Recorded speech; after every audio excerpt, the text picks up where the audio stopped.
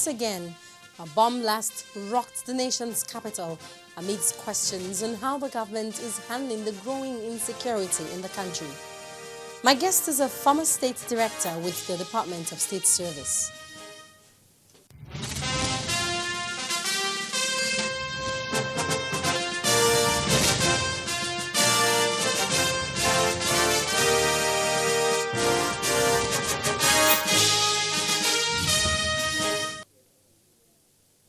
Hello, welcome to Dateline Abuja. I am Omelogo Nnadi. Safeguarding the sovereignty, independence and territorial integrity of the nation is the central pillar of Nigeria's security policy. However, the growing insurgency in the country raises concerns, and that is what my guests will be speaking on. But first, let's remind you of the Monday morning events at Nigerian Motor Park, where at least 75 lives were lost in a bomb explosion. Take a listen.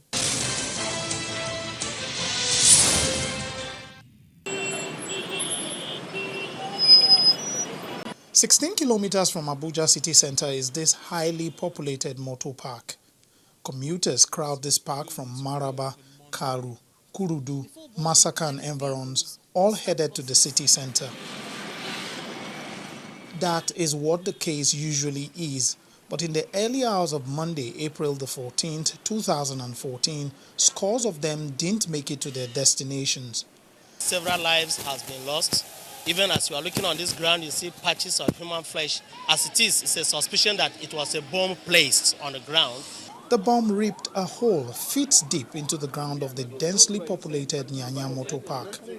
16 luxury buses, 24 minibuses, and several private cars were destroyed in the explosion. President Goodluck Jonathan put off his trip to Ibadan to inspect the extent of damage at the scene. We continue to work very hard.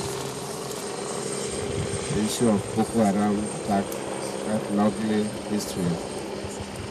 In this period of our own development, government will do everything to make sure that we move our country forward. These are the unnecessary distractions that are pushing us backward.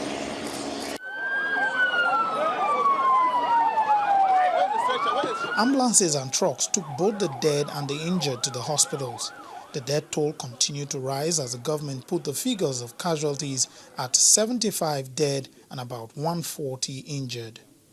What we have now is that those that we have been able to evacuate to hospitals and were captured in hospitals, because if someone just had a minor injury and walked away, it's possible we didn't capture that. We have a total of 216 victims. 216. So that has been reviewed downwards, because as of yesterday we were talking of 236. So it's 216 because there must have been some double counting, but now we know better. But what has increased is the casualty figure. When we talked of 72 yesterday, at this moment we have 75. Some of the survivors recount their ordeal, while more Nigerians queue at the National Blood Transfusion Service to donate blood. The thing just throw one man up. That man come hit me on my back and from then I tumble. So as I just tumble again, I struggle to get up again. When I get up, I see myself with blood and I didn't know where the blood is coming from. If we look at the last incident, the UN building bomb blast, in a day then we got about maybe just under 100, but now we've gotten over almost 200 units of blood from people who have voluntarily come here to patiently wait to be counseled. Back to the hospital, prominent Nigerians continue to pay commiseration to those receiving treatment in the hospital amidst complaint that the victims are being asked to pay for the treatment. Out of our concern, I've decided to establish a trust fund by the APC governors to support the families of the victims of this unholy act. And we shall also join forces and with other forces, other Democrats, to ensure that this bad story ends as quickly as possible. We should not leave the issue of security in the hands of security operatives alone. Security should be everybody's business. We should be more meticulous, we should be more careful, we should be more observant of any movement that is not in line with what we see day to day, and report that to security operatives. They attend to her, but I'm surprised.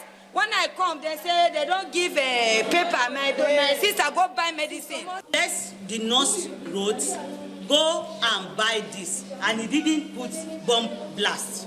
For the injured, they will be grateful to be alive. For the dead, those in authority have the task of bringing the perpetrators to book, as well as ensuring that these dreadful attacks are stopped once and for all.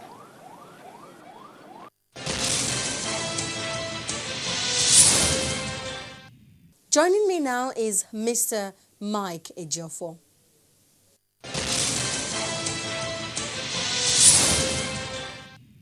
You're welcome to the program. Thank you. Again, we have another bomb blast, but this time it's in a bus park. It appears that there's something different about this one.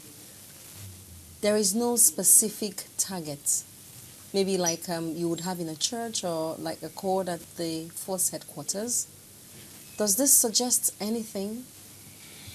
Well, before I answer your question, my heart goes out to the families that are bereaved, and I also wish to the people who are in the hospital, wish them quick recovery. You see, this last incident is one too many. And like you asked, it's a different pattern. You know, terrorists all over the world want to attract maximum publicity in whatever they are doing. And that explains perhaps why they use soft targets. As we talk now, Boko Haram, though the incident has the trademark of Boko Haram, is here to claim responsibility for this attack. But using soft targets, like using the bus park, is quite unfortunate and should be condemned by well-meaning Nigerians and the world over. And they've seen the outpouring of emotions, both from the international community, agencies, and various countries condemning the action. Because the perpetrators are yet to explain to Nigerians the reasons why they have continued to spill blood, innocent blood for that matter, and it's quite unfortunate and should be condemned. Having said that, this calls for vigilance on part of Nigerians, because if you recall that, if you note that terrorism is an asymmetric war. Nigeria went through 30 months of civil war. The enemies were known, and yet it lasted that much.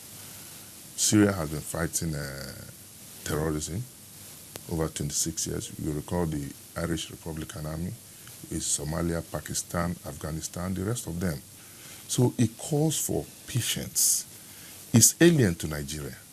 Nigerians are known to be happy people.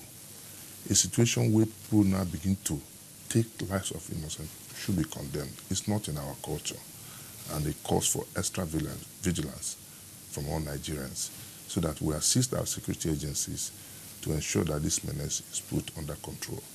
All right, just as security agencies have asked so many times in the past, you're also saying Nigerians should be vigilant. Now, my question is this. What are the basic things that Nigerians should always look out for? What should they do to secure the environment? First of all, you must observe your environment. That's why I said you should be vigilant. Nigerians are very, very careless. We live as if there's no tomorrow. And we also want to encourage the agencies to embark on enlightenment campaigns. The State Security Service, for instance, the Nigeria Police, Federal Road Safety Commission, all of them have been embarking since the incident in Kano. You remember the bus incident in Kano, where they've been embarking on enlightenment campaign in the parks asking people to be conscious of the environment. Take this last Nyanya incident, for instance. A bus came in there with about 5 people from the account, eyewitness account we got. That a bus came here and they said, please don't block the way. And the man said he wanted to go and get change for lower denomination. Before you knew it, the explosion went off. So if people were conscious of the environment, taking all precautionary measures as they have been educated and enlightened, that incident should have been avoided. So I think we need to play more roles. And that brings me again to the issue of voluntary information. Through the media, we have these are social media. You don't have to go personally to the State Security Service or to the police, for instance, to volunteer information. But I would also want to suggest a step further, that the agencies get numbers that can easily be memorized instead of the long GSM numbers. Maybe you have 123 or 234 or 911 that people can always call and volunteer information. This calls for extra vigilance on part of the citizenry, because security is a collective responsibility of all.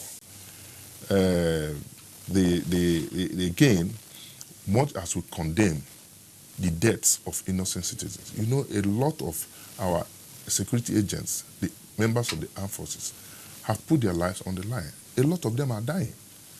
And civil society organizations, human rights organizations, they don't see anything wrong that the agents are dying, except when civilians die. And the last, I'm a lawyer, but I'm not quite happy with the judgment given by National Human Rights Commission awarding damages to the State Security Service and other agencies. I think they have to appeal it, because if you do this, you embolden the insurgents to go ahead and do worse things. So we should condemn them, and the government should also step up. We're talking of rules of engagement. We should be able to define or draw a line between human rights violation and fighting terrorism. We don't have, you see, the state of emergency in the Northeast is there, but you know, it's not fully implemented. Yeah, we will come to that state of emergency a bit later. But let me ask, it appears that the strategies being adopted by the security operatives against insurgency has not been working. Is there something the security agencies are not doing? What could be the problem? You see, if you say they have not been working, the situation would have been worse than this. And I tell you that, in fact, some of the agencies, they don't tell you what they do behind the scene. Except arrests are made, people are paraded. If they tell you what they do, first, it's going to compromise ongoing investigation. 2, it will create fear and panic if they tell you what they see in the field. Because that is what the terrorists want. They thrive on publicity. So we should try as much as possible to play down on the activities, especially the media. The media blows these things out of proportion, and that is fueling the terrorist activities. We should be very conscious of all this. The media should play down on some of their activities. When you say play down, do you also mean do you also refer to issues where maybe 30 people die and then authorities say it's 10 and the media give that figure from eyewitness account and such? Is that what you're referring to? Let me say why I'm asking this question. Because in this recent bomb blast, eyewitness accounts have given figures such as 400, 300 based on what they were able to see. And this does not include the bodies that were in bits and pieces about the whole place. These were for the bodies that were intact. Now, what we have gotten so far from authorities is 71 dead. Now, the media would be expected to toe the line of the authorities. Is that what you're trying to say?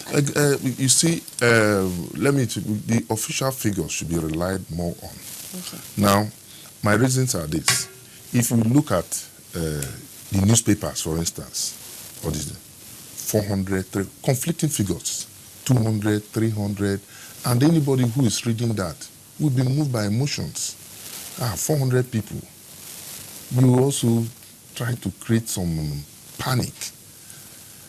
So I think we should go further, investigate, liaise with the authorities, get accurate figures. You see, the way our reportage in Nigeria, they are not interested in national interests, for instance. They want to sell their papers. Because the most guilty of all these incidents are the print media.